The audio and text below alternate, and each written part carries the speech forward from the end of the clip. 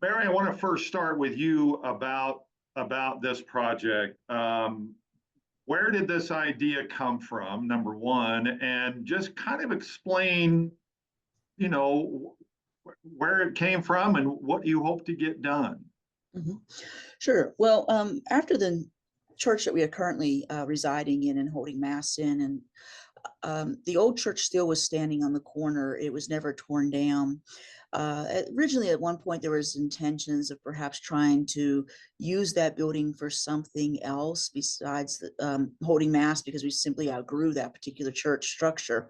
However, though, over the years, that just never materialized, and the building itself had a lot of issues that were related to upkeep and that needed repairs. And it just became to a point where it was like it just wasn't economically feasible to turn it into something else. But there's a lot of emotional ties, a lot of historical value to that church building. In particular, all those blocks were handmade by the parishioners who built the church literally by hand.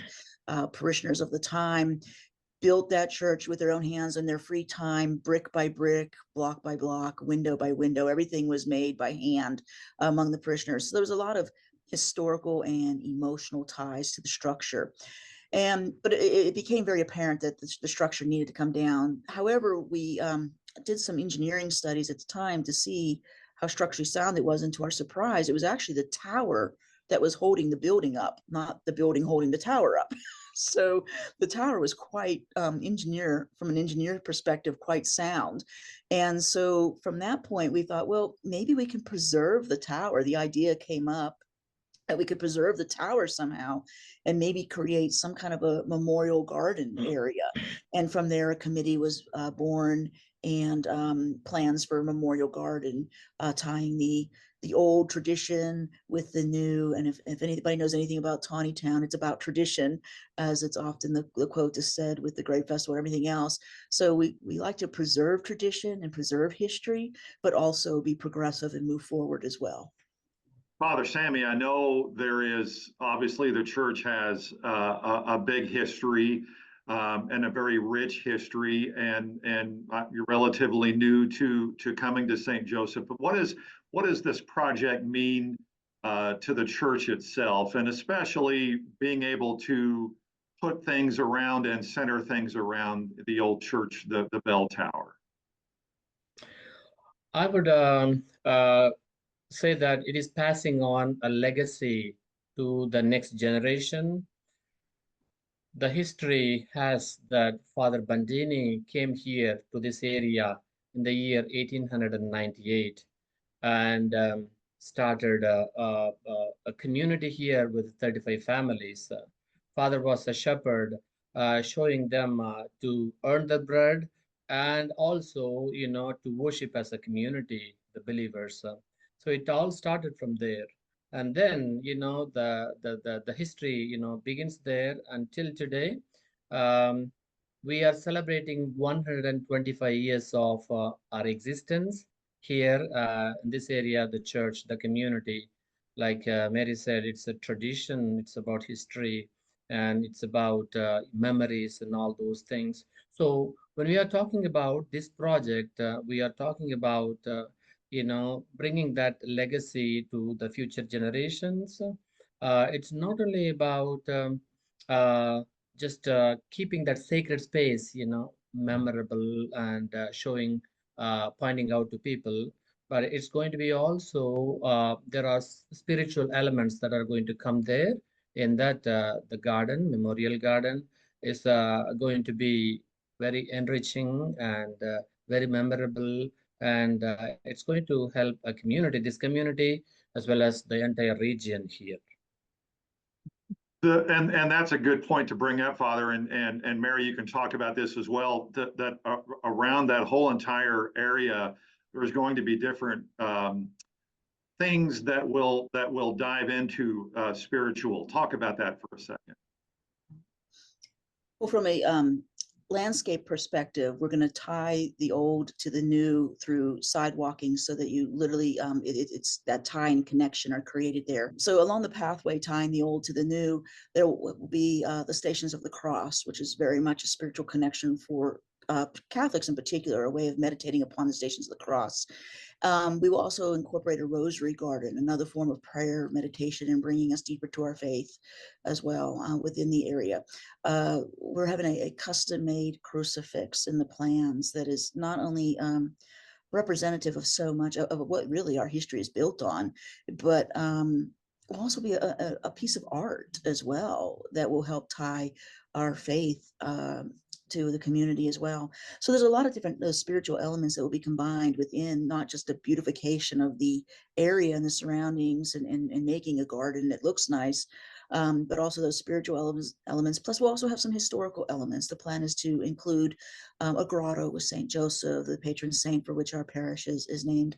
Also some placards that will also include the names of those who built that church, the original structure there in that corner, by hand, and the period of time that that church existed, as well as a litany of the priest who had served within that particular church structure during that time period. Father Sammy, I know it's a great project to have. What do you think with everything that's going in here? What do you think it means to the church in its present form, and for those who go there, who are members there, and then for that matter, those who might be looking for a place? I would say it is a building on what has been already. It's a building further on. It's walking in the footsteps of the predecessors. So they have done a great job of bringing in so many blessings for this community, establishing this community, and handing out down to us, in the form that we have today. And so it is this project is going to help us to go further on with regard to carrying out that legacy, the tradition, and everything forward. And I'm sure that this garden is going to be a place also, kind of little reflection, meditation, and a little bit time, a place for prayer also. Like, for example, if everything goes well, I'm looking forward to have Stations of the Cross in the springtime out there. It's going to be not only the worship and the celebration in the church, we can stretch it outside also. It's going to be a beautiful place for that. Yeah. Plus, it just makes the whole church campus look fantastic.